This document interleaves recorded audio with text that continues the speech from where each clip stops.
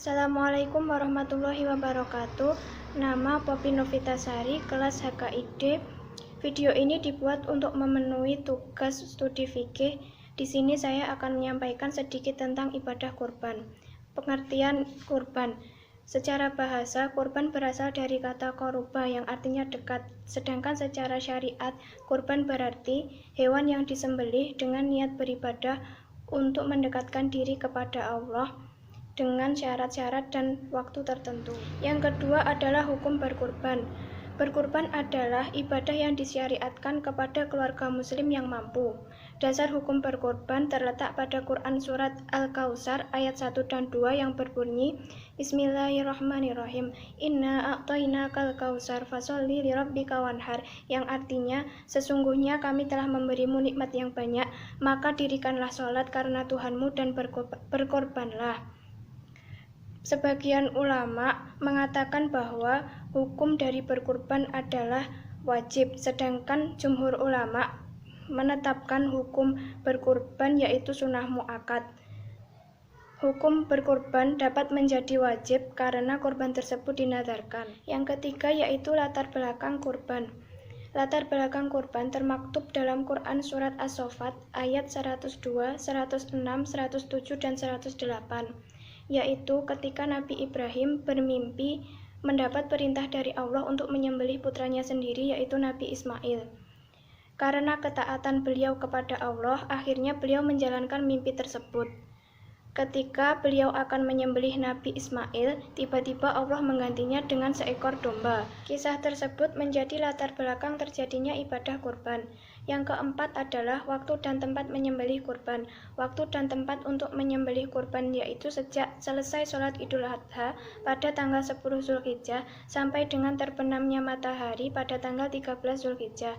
Tempat menyembelih sebaiknya dekat dengan tempat pelaksanaan sholat Idul Adha. Yang kelima yaitu ketentuan hewan kurban. Hewan yang dimaksud adalah unta, sapi, kerbau, dan kambing atau domba. Ketentuannya yaitu 1 ekor kambing atau domba untuk 1 orang, sedangkan 1 ekor sapi, unta, ataupun kerbau untuk 7 orang. Syarat-syarat dari hewan kurban yaitu yang pertama telah cukup umur. Ketentuan cukup umur itu adalah domba sekurang-kurangnya berumur 1 tahun atau sudah tanggal giginya, kambing biasa sekurang-kurangnya berumur 1 tahun, unta sekurang-kurangnya berumur 5 tahun, dan sapi atau kerbau sekurang-kurangnya berumur 2 tahun. Syarat yang kedua yaitu tidak cacat, baik karena pincang, sangat kurus, putus telinga, putus ekornya, atau karena sakit. Yang keenam adalah pemanfaatan daging kurban. Ibadah kurban bertujuan untuk mendekatkan diri kepada Allah dan memperoleh keridhoannya. Selain itu, juga sebagai ibadah sosial untuk menyantuni orang-orang yang lemah. Daging kurban sebaiknya dibagikan kepada fakir miskin, masih daging mentah, dengan ketentuan sebagai berikut. Yang pertama, 1/3 untuk yang berkurban atau keluarganya, 1/3-nya lagi untuk fakir miskin, dan 1/3 lagi untuk hadiah kepada masyarakat sekitar atau disimpan agar sewaktu-waktu bisa dimanfaatkan. Apabila kurban itu diniatkan sebagai nazar, maka daging wajib diberikan kepada fakir miskin.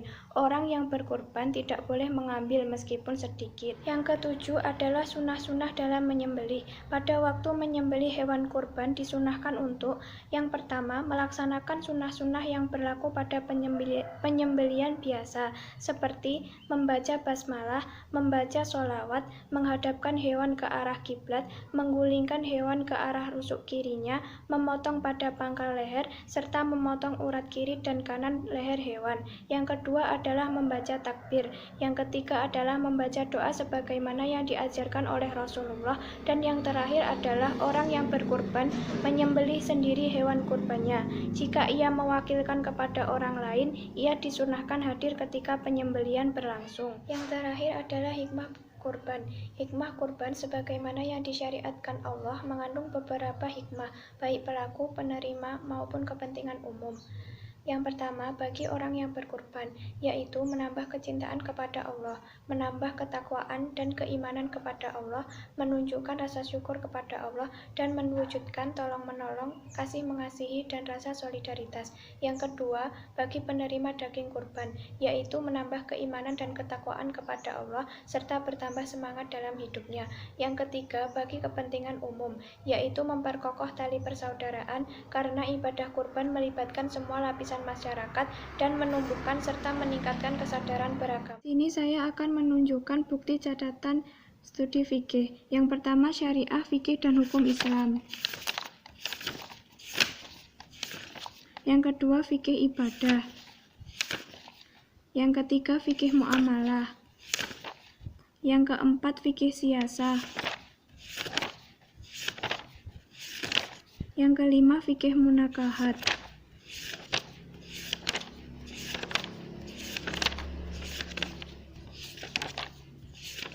Yang keenam, fikih jinayah. Yang ketujuh, mazhab-mazhab fikih. Yang kedelapan, mazhab Hanafi dan Maliki. Yang kesembilan, mazhab Syafi'i dan mazhab Hambali.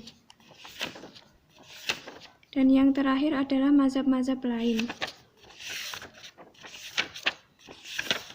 Sekian dari saya, apabila ada kurang lebihnya saya mohon maaf. Wassalamualaikum warahmatullahi wabarakatuh.